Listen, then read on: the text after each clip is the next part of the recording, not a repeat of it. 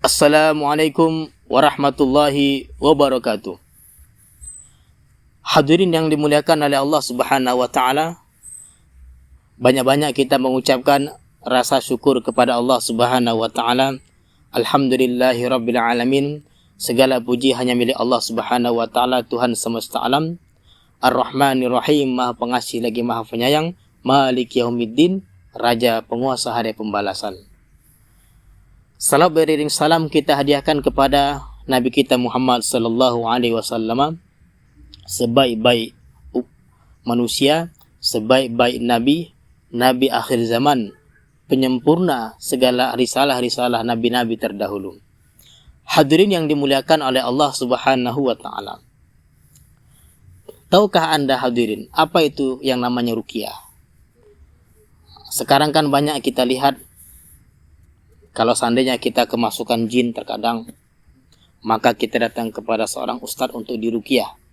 Dibacakan beberapa ayat Al-Quran, ayat kursi, Al-Fatihah atau yang lainnya. Alhamdulillah, jinnya pun keluar, sembuh. Dan terkadang ketika kita datang kepada seorang kiai, Pak Kiai, tolonglah bacakan ayat di dalam Aqua ini.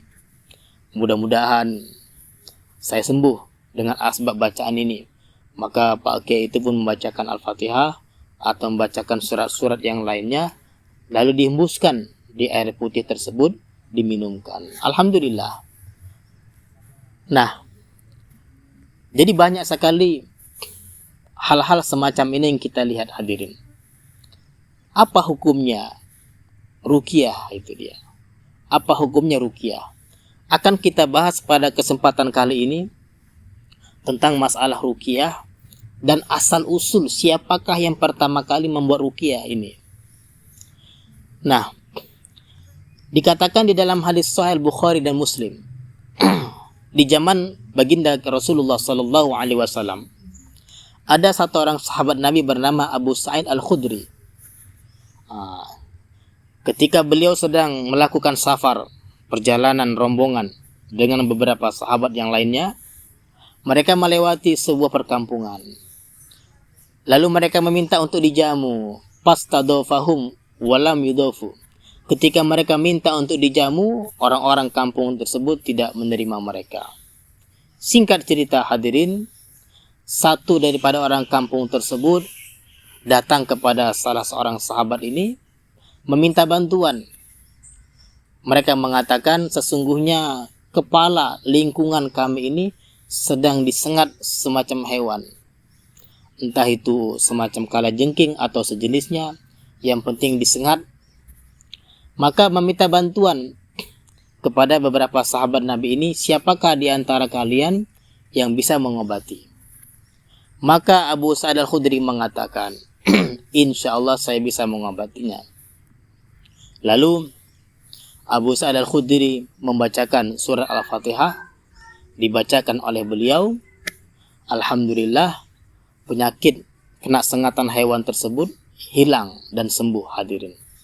Sebelum mereka pulang, mereka diberi hadiah daging kambing atau seekor kambing, lalu dibawa pulang. Ketika mereka mau memakannya, salah seorang berkata, tunggu dulu, jangan dimakan. Kenapa juga nggak boleh dimakan? Tadi kan kita baru baca Al-Quran, baru baca Al-Fatihah, lalu diberikan upah dengan seekor kambing ini. Yuk kita tanya kepada Rasulullah, apa hukumnya?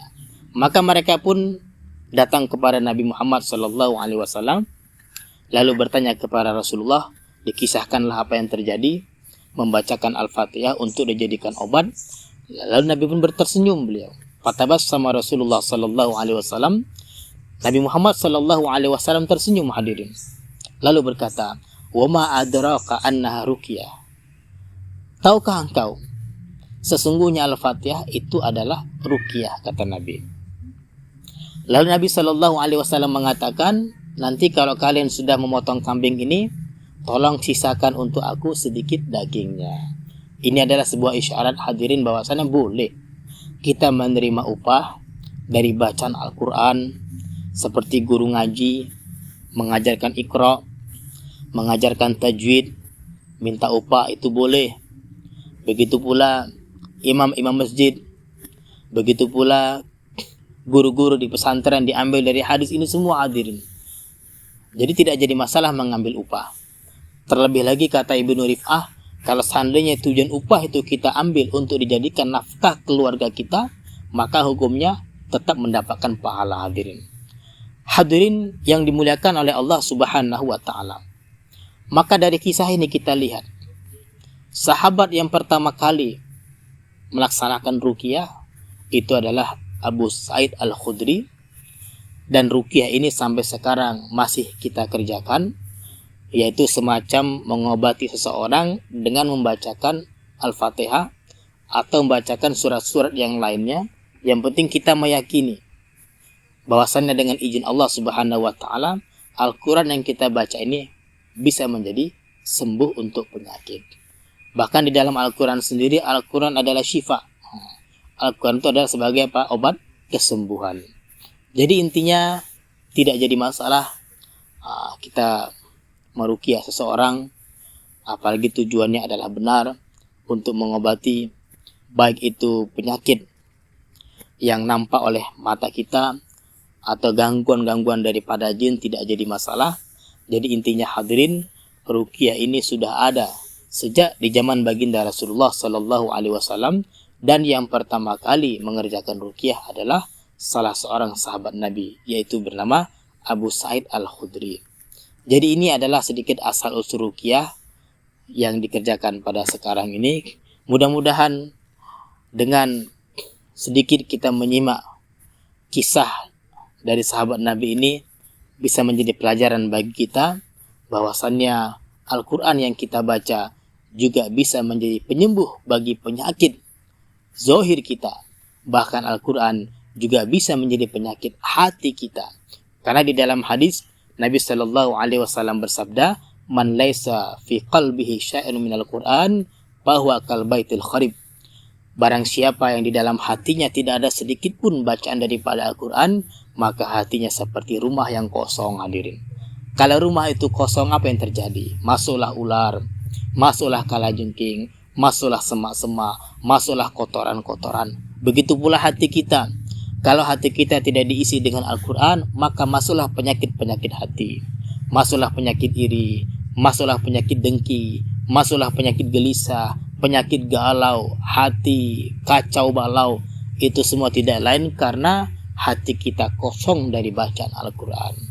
Mudah-mudahan Allah Subhanahu wa taala memberikan kepada kita kekuatan untuk senantiasa membaca Al-Quran setiap harinya dan istiqomah.